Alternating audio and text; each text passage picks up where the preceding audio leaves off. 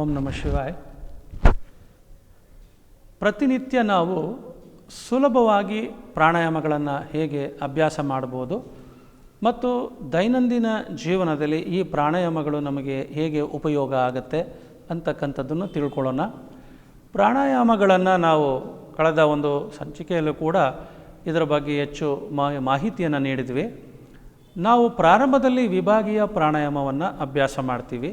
ಕೆಲವರಿಗೆ ಸಮಯ ಕಡಿಮೆ ಇರೋದರಿಂದ ಒಂದು 10ರಿಂದ 15 ನಿಮಿಷಗಳ ಕಾಲ ನಾವು ಪ್ರಾಣಾಯಾಮವನ್ನು ಮಾಡೋದರಿಂದ ಏನು ಉಪಯೋಗಗಳು ಮತ್ತು ಯಾವ್ಯಾವ ಪ್ರಾಣಾಯಾಮಗಳನ್ನು ಮಾಡ್ಬೋದು ಅಂತಕ್ಕಂಥದ್ದನ್ನು ತಿಳ್ಕೊಳ್ಳೋಣ. ಮೊದಲನೆಯ ಒಂದು ಪ್ರಾಣಾಯಾಮ ಏನಂದರೆ, ನಮಗೆ ಗೊತ್ತಿದ್ದಾಗೆ ಒಂದು ಉದರದ ಶ್ವಾಸ ಅಂತ ಹೇಳ್ತೀವಿ. ಒಂದು ಉದರದ ಶ್ವಾಸ ಅಂದರೆ ನಮ್ಮ ಶ್ವಾಸಕೋಶಗಳಲ್ಲಿರ್ತಕ್ಕಂಥ ಕೆಳಭಾಗ ಒಪೆಯ ಒಂದು ಸಂಪೂರ್ಣ ಉಪಯೋಗಕ್ಕೆ ನಾವು ಒಂದು ಉದರದ ಶ್ವಾಸವನ್ನು ಅಭ್ಯಾಸ ಮಾಡಬೇಕು. ಓಕೆ, ಇದಕ್ಕೆ ಡಯಾಫ್ರಮೆಟಿಕ್ ಬ್ರೀತಿಂಗ್ ಅಂತ ಹೇಳ್ತೀವಿ ಮತ್ತು ಉದರದ ಒಂದು ಪ್ರಾಣಾಯಾಮ ಅಂತೀವಿ. ಇದು ಪ್ರತಿನಿತ್ಯ ಮಾಡೋದರಿಂದ ನಮಗೇನಾಗುತ್ತೆ, ಜೀರ್ಣಾಂಗಗಳೂ ಕೂಡ ಶಕ್ತಿಯುತ ಆಗೋದ್ರದ್ದು ಅಲ್ಲದೆ ಪ್ರಾಣ ಕೂಡ ಸಮಾನ ಪ್ರಾಣ ಇಲ್ಲಿ ಸಮತೋಲನವಾಗುತ್ತೆ. ಅದರ ನಂತರ ಕಪಾಲಭಾತಿಯನ್ನು ನಾವು ಕ್ರಿಯೆಯಾಗಿ ಕೂಡ ಉಪಯೋಗಿಸ್ತೀವಿ ಮತ್ತು ಪ್ರಾಣಾಯಾಮವಾಗಿ ಕೂಡ ಉಪಯೋಗಿಸ್ತೀವಿ. ಸೊ ಕಪಾಲಭಾತಿಯನ್ನು ನಮ್ಮ ಶಕ್ತಿಗೆ ಅನುಗುಣವಾಗಿ ಪೂರಕ ಅಂದರೆ ಉಸಿರನ್ನು ತಗೊಳ್ಳೋದು, ನಂತರ ಉಸಿರನ್ನು ಹೊರಬಿಡ್ತಕ್ಕಂಥದ್ದು. ಒಂದು 30 ಬಾರಿಯಿಂದ 60 ಬಾರಿ ಕಪಾಲಭಾತಿಯ ಒಂದು ಸ್ಟ್ರೋಕ್ ಪರ್ ಸೆಕೆಂಡ್, ಒಂದು ಸೆಕೆಂಡಿಗೆ ಒಂದು ನಾವು ರೇಚಕವನ್ನು ಅಭ್ಯಾಸ ಮಾಡುತ್ತಾ ಇದು ಒಂದು ಅಭ್ಯಾಸ ಮಾಡಿ, ಕೊನೆಯಲ್ಲಿ ಕಪಾಲಭಾತಿಯ ನಂತರ ಒಂದು ಕೇವಲ ಕುಂಭಕವನ್ನು ಗಮನಿಸೋದು. ಇದರ ನಂತರ ನಾಡಿ ಶೋಧನ ಪ್ರಾಣಾಯಾಮ, ಇದಕ್ಕೆ ಬ್ಯಾಲೆನ್ಸಿಂಗ್ ಪ್ರಾಣಾಯಾಮ ಅಂತೀವಿ. ಪ್ರಾಣವನ್ನು ಸಮತೋಲನವಾಗಿ ಇರಿಸ್ಕೊಳ್ತಕ್ಕಂಥದ್ದು. ಇದನ್ನು ಕೂಡ ನಾವು 5ರಿಂದ ಸಮಯ ಇದ್ದಾಗೆ 9 ಬಾರಿ ಕೂಡ ಅಭ್ಯಾಸ ಮಾಡ್ಬೋದು. ಇದರ ನಂತರ ಭ್ರಾಮರಿ ಪ್ರಾಣಾಯಾಮ, 2 ಕಿವಿಗಳನ್ನು ಮುಚ್ಚಿ ನಾವು ಶಬ್ದವನ್ನು ಕೇಳಿಸಿಕೊಳ್ಳುತ್ತಾ ಹಮ್ಮಿಂಗ್ ಸೌಂಡ್ ಅಂತ ನಾವು ಕರಿತೀವಿ, ಹೆಣ್ಣು ದುಂದುಬಿಯ ಶಬ್ದವನ್ನು ಮಾಡ್ತಕ್ಕಂಥದ್ದು. ಈ 4 ಪ್ರಾಣಾಯಾಮಗಳನ್ನು ನಾವು ಖಾಲಿ ಹೊಟ್ಟೆಯಲ್ಲಿ ಅಂದರೆ ನಾವು ಹೊಟ್ಟೆಯನ್ನು ಖಾಲಿ ಅಂದರೆ ಊಟದ ಮುನ್ನ ನಾವು ಮಾಡ್ತಕ್ಕಂಥ ಪ್ರಾಣಾಯಾಮಗಳು. ಬೆಳಗಿನ ವೇಳೆ, ಮಧ್ಯಾಹ್ನ ಊಟಕ್ಕೆ ಮುನ್ನೆ, ಸಂಜೆ ಮತ್ತು ಸಂಜೆ ರಾತ್ರಿ ಊಟದ ಮುನ್ನ ನಾವು ಮಾಡ್ತಕ್ಕಂಥವು. ಈ ಅಭ್ಯಾಸಗಳಿಂದ ನಮಗೆ ಒಂದು ದೈಹಿಕ ಶಕ್ತಿ ಹೆಚ್ಚೋದ್ರ ಜೊತೆ ಮಾನಸಿಕ ಶಕ್ತಿ ಕೂಡ ಹೆಚ್ಚುತ್ತೆ. ದೈಹಿಕ ಸಮತೋಲನದ ಜೊತೆ ನಮ್ಮ ಪ್ರಾಣದ ಸಮತೋಲನದ ಸ್ಥಿತಿಯಿಂದ ಮನಸ್ಸು ಕೂಡ ಹತೋಟಿಗೆ ಬರುತ್ತೆ. ಸೊ ಈಗ ಪ್ರಾರಂಭ ಮಾಡೋಣ. ಮೊದಲನೆಯದು ಒಂದು ಉದರದ ಶ್ವಾಸದಿಂದ ಪ್ರಾರಂಭ ಮಾಡೋಣ. ಮೊದಲು ಚಿನ್ಮುದ್ರೆ ಅಳವಡಿಸಿಕೊಳ್ಳುತ್ತಾ ಬಲಹಸ್ತವನ್ನು ನಾಭಿಯ ಮೇಲೆ ಇಟ್ಟು 6 ಎಣಿಕೆಯೊಂದಿಗೆ ನಾವು ಹೊಟ್ಟೆಯನ್ನು ಉಬ್ಬಿಸುವುದು ತಗ್ಗಿಸುವುದನ್ನು ಗಮನಿಸೋಣ. ಈಗ ಸ್ಥಿತಿಯಿಂದ ಪ್ರಾರಂಭಿಸೋಣ. ನಿಧಾನವಾಗಿ ಉಸಿರು ತೆಗೆದುಕೊಳ್ಳೋಣ. Inhale, bulge the abdomen forward. 1 2 3 4 5 6. ಉಸಿರನ್ನು ಹೊರಬಿಡಿ. 6 5 4 3 2 1. ಉಸಿರು ತೆಗೆದುಕೊಳ್ಳುತ್ತಾ ಹೊಟ್ಟೆಯನ್ನು ಹಿಗ್ಗಿಸೋಣ. 1 2 3 4 5 6. ಉಸಿರನ್ನು ಹೊರಬಿಡುತ್ತಾ ಹೊಟ್ಟೆಯನ್ನು ಒಳ ತೆಗೆದುಕೊಳ್ಳೋಣ. 6 5 4 3 2 1. ಮತ್ತೊಮ್ಮೆ ಇನ್ಹೇಲ್. 1 2 3 4 5 6. ಉಸಿರನ್ನು ಹೊರಬಿಡಿ. 6 5 4 3 2 1. ಮತ್ತೆ ಉಸಿರು ತೆಗೆದುಕೊಳ್ಳಿ. 1 2 3 4 5 6. ಉಸಿರನ್ನು ಹೊರಬಿಡಿ. 6 5 4 3 2 1. ಉಸಿರನ್ನು ತೆಗೆದುಕೊಳ್ಳಿ. 1 2 3 4 5 6. ಉಸಿರನ್ನು ಹೊರಬಿಡಿ. 6 5 4 3 2 1. ಈ ಒಂದು ಅಭ್ಯಾಸದ ನಂತರ ಉಸಿರನ್ನು ಗಮನಿಸುತ್ತಾ ಹಾಗೆ ನಮ್ಮ ಅಭ್ಯಾಸ ಮುಂದುವರೆಸೋಣ. ಇದರ ನಂತರ ನಿಧಾನವಾದ ಉಸಿರಾಟವನ್ನು ಗಮನಿಸುತ್ತಾ ಈಗ ಕಪಾಲಭಾತಿಯ ಅಭ್ಯಾಸ ಕೈಗೊಳ್ಳೋಣ. ನಾವು ನಮ್ಮ ಬಲಹಸ್ತವನ್ನು ಮತ್ತೆ ನಾಭಿಯ ಮೇಲೆ ಇಟ್ಟು ದೀರ್ಘ ಉಸಿರು ತೆಗೆದುಕೊಳ್ಳೋಣ. ನಂತರ ರೇಚಕ ಅಭ್ಯಾಸ ಮಾಡೋಣ. ಬೆನ್ನು ನೇರವಾಗಿರಲಿ. ದೀರ್ಘ ಉಸಿರು ತೆಗೆದುಕೊಳ್ಳಿ. ಉಸಿರನ್ನು ಹೊರಬಿಡುತ್ತಾ ಬರೋಣ. ಓನ್ಲಿ ಎಕ್ಸಲೇಷನ್.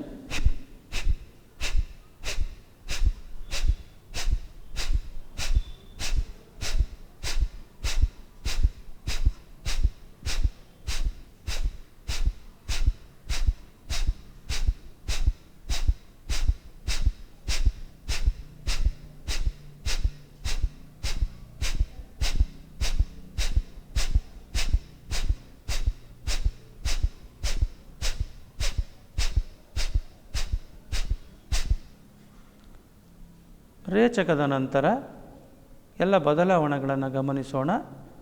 ಸಂಪೂರ್ಣ ರೇಚಕದ ನಂತರ ಉಸಿರು ಊರ್ಧ್ವಮುಖವಾಗಿ ಚಲಿಸುವುದು, ಪೂರಕವಾಗುವುದನ್ನು ಗಮನಿಸಿ. ನಂತರ ಕೇವಲ ಕುಂಭಕವಾಗುವುದು, ಅಂದರೆ ಉಸಿರಾಟ ಕೆಲ ಕ್ಷಣಗಳ ಕಾಲ ನಿಲ್ಲುವುದನ್ನು ಗಮನಿಸೋಣ.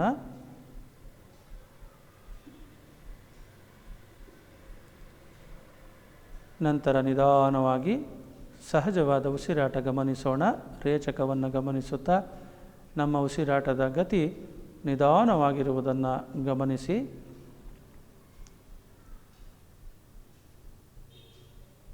ನಿಧಾನವಾದ ಉಸಿರಾಟ ಗಮನಿಸುತ್ತಾ ಮುಂದಿನ ಪ್ರಾಣಾಯಾಮ ನಾಡಿ ಶೋಧನ ಪ್ರಾಣಾಯಾಮವನ್ನು ಅಭ್ಯಾಸ ಮಾಡೋಣ. ಬ್ಯಾಲೆನ್ಸಿಂಗ್ ಪ್ರಾಣಾಯಾಮ, ನಮ್ಮ ಪ್ರಾಣದ ಗತಿಯನ್ನು ಸಮತೋಲನದಲ್ಲಿರಿಸುವ ಪ್ರಾಣಾಯಾಮ. ಮೊದಲು ನಾವು ನಾಸಿಕ ಮುದ್ರವನ್ನು ಅಳವಡಿಸಿಕೊಳ್ಳುತ್ತಾ ನಿಧಾನವಾಗಿ ಬಲ ಹೆಬ್ಬೆರಳಿನಿಂದ ಬಲ ಮೂಗಿನ ಹೊರಳೆಯನ್ನು ಮುಚ್ಚಿ ಎಡ ಮೂಗಿನಿಂದ ಉಸಿರನ್ನು ತೆಗೆದುಕೊಳ್ಳೋಣ. 6 ಎಣಿಕೆಯಷ್ಟು ಉಸಿರನ್ನು ತೆಗೆದುಕೊಳ್ಳೋಣ. ಇನ್ಹೇಲ್ 1 2 3 4 5 6. ಎಡ ಮೂಗಿನ ಹೊರಳೆಯನ್ನು ಮುಚ್ಚಿ ಬಲ ಮೂಗಿನಿಂದ ಉಸಿರು ಬಿಡೋಣ. 6 5 4 3 2 1. ಮತ್ತೊಮ್ಮೆ ಬಲ ಮೂಗಿನಿಂದ ಉಸಿರು ತೆಗೆದುಕೊಳ್ಳೋಣ. ಇನ್ಹೇಲ್ 1 2 3 4 5 6. ಬಲ ಮೂಗಿನ ಹೊರಳೆಯನ್ನು ಮುಚ್ಚಿ ಎಡ ಮೂಗಿನಿಂದ ಉಸಿರು ಬಿಡೋಣ. 6 5 4 3 2 1. ಮತ್ತೆ ಉಸಿರನ್ನು ತೆಗೆದುಕೊಳ್ಳೋಣ. 1 2 3 4 5 6. ಎಡ ಮೂಗಿನ ಹೊರಳೆಯನ್ನು ಮುಚ್ಚಿ ಬಲ ಮೂಗಿನಿಂದ ಉಸಿರು ಬಿಡೋಣ. 6 5 4 3 2 1. ಮತ್ತೆ ಉಸಿರು ತೆಗೆದುಕೊಳ್ಳೋಣ.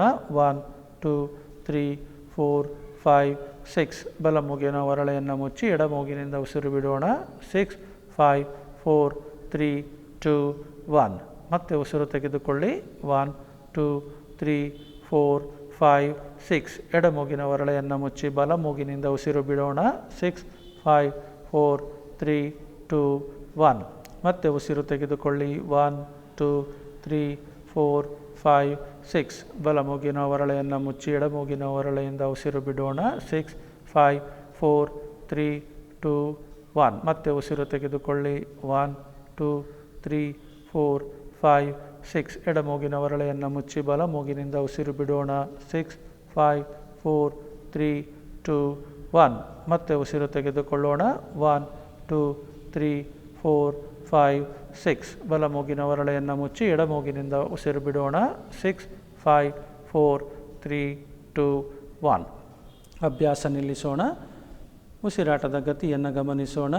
Watch the breathing. ಬ್ಯಾಲೆನ್ಸ್ಡ್ ಪ್ರಾಣ. 2 ಮೂಗಿನ ಹೊರಳೆಗಳಲ್ಲಿ ಪ್ರಾಣವು ಸಮತೋಲನದಿಂದ ಸಂಚಾರವಾಗುತ್ತಿರುವುದನ್ನು ಗಮನಿಸೋಣ. ಅದೇ ಸಮಯದಲ್ಲಿ ಮನಸ್ಸು ಕೂಡ ಹತೋಟಿಗೆ ಬಂದಿರುವುದನ್ನು ಗಮನಿಸೋಣ. ಮನಸ್ಸನ್ನು ಹತೋಟಿಗೆ ತರಲು ಪ್ರಾಣವನ್ನು ನಾವು ಸಮತೋಲನದಲ್ಲಿ ಸಂಚರಿಸಲು ಏರ್ಪಾಟು ಮಾಡಿದಾಗ ಮನಸ್ಸು ಸಹಜವಾಗಿ ನಿಯಂತ್ರಣಕ್ಕೆ ಬರುವುದು. ಪ್ರಾಣಾಯಾಮದ ಅಭ್ಯಾಸ ಮನಸ್ಸಿನ ಏಕಾಗ್ರತೆಗೆ ಸಿದ್ಧಗೊಳಿಸುವುದು. ಧ್ಯಾನಕ್ಕೆ ನಮ್ಮ ಮನಸ್ಸನ್ನು ಸಿದ್ಧಗೊಳಿಸುವ ಪ್ರಾಣಾಯಾಮಗಳು. ನಂತರ ಭ್ರಾಮರಿ ಪ್ರಾಣಾಯಾಮ, ಹೆಣ್ಣು ದುಂದುಬಿಯ ಶಬ್ದದೊಂದಿಗೆ ಪ್ರಾಣಾಯಾಮದ ಅಭ್ಯಾಸ, ಮೇಕಿಂಗ್ ಹಮ್ಮಿಂಗ್ ಸೌಂಡ್. ನಾವು will begin the practice. Close the years with the tip of the fingers. 2 ತೋರ್ಬೆರಳುಗಳಿಂದ ಕಿವಿಗಳನ್ನು ಮುಚ್ಚಿ 6 ಎಣಿಕೆಯಷ್ಟು ಉಸಿರು ತೆಗೆದುಕೊಳ್ಳುತ್ತಾ 12 ಎಣಿಕೆಯಷ್ಟು ಉಸಿರನ್ನು ಬಿಡುತ್ತಾ ಶಬ್ದವನ್ನು ಮಾಡೋಣ. ಉಸಿರನ್ನು ತೆಗೆದುಕೊಳ್ಳೋಣ. Inhale 1 2 3 4 5 6. Make a humming sound now with exhalation.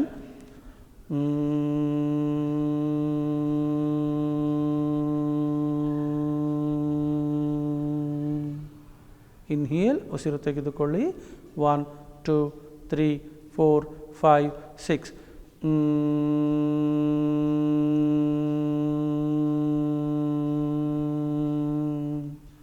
Inhale 1 2 3 4 5 6.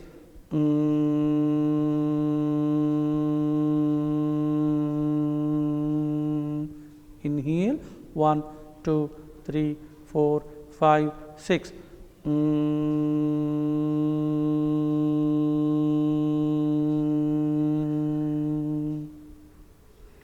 ಅಭ್ಯಾಸ ನಿಲ್ಲಿಸಿ. ಈಗ ಭ್ರಾಮರಿ ಪ್ರಾಣಾಯಾಮದಿಂದ ಉಂಟಾಗಿರುವ ಬದಲಾವಣೆಗಳನ್ನು ಗಮನಿಸಿ. Feel the vibrations of the Bhramari in the head region. ತಲೆಯ ಭಾಗದಲ್ಲಿ ಉಂಟಾಗುತ್ತಿರುವ ಭ್ರಾಮರಿ ಪ್ರಾಣಾಯಾಮದ ತರಂಗಗಳನ್ನು ಆಲಿಸಿ. ಭ್ರಾಮರಿ ಪ್ರಾಣಾಯಾಮವನ್ನು ಅಭ್ಯಾಸ ಮಾಡುವುದರಿಂದ ನಿದ್ರೆ ಬಾರದಿರುವಿಕೆ ರಾತ್ರಿಯ ವೇಳೆ ನಡೆಯುವುದು, ಹಾಗೆ ಹೆಚ್ಚಿನ ರಕ್ತದ ಒತ್ತಡದಿಂದ ದೂರಗೊಳ್ಳುವುದು. Bhramari pranayama is very much useful to maintain or to control the mental stress. ಪ್ರತಿನಿತ್ಯ ಈ ಒಂದು ಪ್ರಾಣಾಯಾಮವನ್ನು ಅಭ್ಯಾಸ ಮಾಡುವುದರಿಂದ ಹೆಚ್ಚಿನ ರಕ್ತದ ಒತ್ತಡ ದೂರವಾಗಿ ಮಾನಸಿಕ ಒತ್ತಡ ದೂರವಾಗುವುದು. ಉಸಿರಾಟ ಸಹಜ ಸ್ಥಿತಿಗೆ ಬಂದ ನಂತರ ನಿಧಾನವಾಗಿ ಕಣ್ಣುಗಳನ್ನು ನಾವು ತೆರೆದು ಅಭ್ಯಾಸಗಳನ್ನು ನಮ್ಮ ಸಮಯಕ್ಕೆ ಅನುಗುಣವಾಗಿ ಮುಂದುವರಿಸುವುದು. ಈ ಎಲ್ಲ ಪ್ರಾಣಾಯಾಮಗಳು ಪ್ರತಿನಿತ್ಯ ನಾವು ಅಭ್ಯಾಸ ಮಾಡುವುದರಿಂದ ಒಂದು ಉದರದ ಶ್ವಾಸ, ಕಪಾಲಭಾತಿ, ನಾಡಿ ಶೋಧನ ಮತ್ತು ಭ್ರಾಮರಿ ಪ್ರಾಣಾಯಾಮಗಳನ್ನು ನಾವು ಪ್ರತಿನಿತ್ಯ ಅಭ್ಯಾಸ ಮಾಡೋದು. ಮತ್ತು ಇದು ಯಾವುದೇ ರೀತಿಯಾದ ತೊಂದರೆಗಳಿದ್ದಲ್ಲಿ, ಉದರದ ಏನಾದರೂ ಶಸ್ತ್ರಚಿಕಿತ್ಸೆಗೊಳಗಾಗಿದ್ದಲ್ಲಿ ಅಥವಾ ಹೆಚ್ಚಿನ ಹೃದಯದ ಒತ್ತಡ ಅಥವಾ ಹೃದಯದ ಶಸ್ತ್ರಚಿಕಿತ್ಸೆ ಆಗಿದ್ದಲ್ಲಿ ತಜ್ಞ ಮಾರ್ಗದರ್ಶಕರ ಮೂಲಕ ನಾವು ಈ ಪ್ರಾಣಾಯಾಮಗಳನ್ನು ಕಲಿಯುವುದರಿಂದ ನಮ್ಮ ಆರೋಗ್ಯವನ್ನು ರಕ್ಷಿಸಿಕೊಳ್ಳಲು ಸಾಧ್ಯ.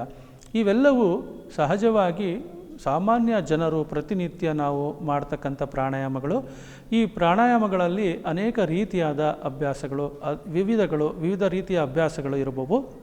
ಇವುಗಳನ್ನು ನಾವು ಈ ಒಂದು ದೈನಂದಿನ ಪ್ರಾಣಾಯಾಮಗಳನ್ನು ಅಭ್ಯಾಸ ಮಾಡುವುದರ ಜೊತೆಯಲ್ಲಿ ನುರಿತ ತಜ್ಞರ ಜೊತೆ ಗುರುಗಳ ಮಾರ್ಗದರ್ಶನದ ಮೂಲಕ ನಾವು ವಿವಿಧ ರೀತಿಯ ಪ್ರಾಣಾಯಾಮಗಳನ್ನು ಕಲಿಯುವುದರಿಂದ ಆಧ್ಯಾತ್ಮಿಕ ಶಕ್ತಿ ಹೆಚ್ಚುತ್ತಾ ಬರುವುದು, ಕುಂಭಕದ ಶಕ್ತಿ ಹೆಚ್ಚುತ್ತಾ ಬರುವುದು. ಪ್ರಾಣಾಯಾಮ ಎಂದರೆ ಕೇವಲ ನಾವು ಉಸಿರಾಟದ ಅಭ್ಯಾಸವಲ್ಲ, ಇದು ದೈಹಿಕ ಆರೋಗ್ಯಕ್ಕೆ ನಾವು ಹೆಚ್ಚಿನ ಮಹತ್ವವನ್ನು ಕೊಡುವುದರಿಂದ ಪ್ರಾಣಾಯಾಮದ ಮೂಲಕ ನಾವು ಪ್ರಾಣವನ್ನು ಸಮತೋಲನದಲ್ಲಿ ಇಟ್ಟುಕೊಳ್ಳುತ್ತಾ ದೈಹಿಕ ಆರೋಗ್ಯವನ್ನು ಕಾಪಾಡಿಕೊಳ್ಳಲು ಈ ಎಲ್ಲ ಪ್ರಾಣಾಯಾಮಗಳು ಉಪಯೋಗವಾಗುವವು. ಪ್ರತಿನಿತ್ಯ ಈ ಪ್ರಾಣಾಯಾಮಗಳನ್ನು ನಾವು ಅಭ್ಯಾಸ ಮಾಡಿಕೊಂಡಾಗ ನಮ್ಮ ಪ್ರಾಣಮಯ ಕೋಶದಲ್ಲಿರುವ 5 ಪ್ರಾಣಗಳು, ಪ್ರಾಣ, ಅಪಾನ, ವ್ಯಾನ, ಸಮಾನ, ಉದಾನ, ನಾಗ, ಕೃಕರ, ಧನಂಜಯ, ದೇವದತ್ತ, ಕೂರ್ಮ, ಈ 5 ಒಂದು ಸಹ ಪ್ರಾಣಗಳು ಸಮತೋಲನದ ಸ್ಥಿತಿಗೆ ಬರುವುದರಿಂದ ನಮ್ಮ ದೈಹಿಕ ಆರೋಗ್ಯ ಉತ್ತಮವಾಗಿರುತ್ತದೆ. ಇಂತಹ ಪ್ರಾಣಾಯಾಮಗಳನ್ನು ನಾವು ಪ್ರಾರಂಭದಲ್ಲಿ ನಾವು ಸಹಜವಾಗಿ ಗುರುಗಳ ಮಾರ್ಗದರ್ಶನದ ಮೂಲಕ ಪ್ರಾರಂಭದಲ್ಲಿ ಅಭ್ಯಾಸ ಮಾಡುತ್ತಾ ನಂತರ ನಾವು ಪ್ರತಿನಿತ್ಯ ಮನೆಯಲ್ಲಿ 10 ರಿಂದ 15 ನಿಮಿಷಗಳ ಕಾಲ ಈ ಅಭ್ಯಾಸವನ್ನು ರೂಢಿ ಮಾಡಿಕೊಳ್ಳೋಣ. ಓಂ ನಮಃ ಶಿವಾಯ.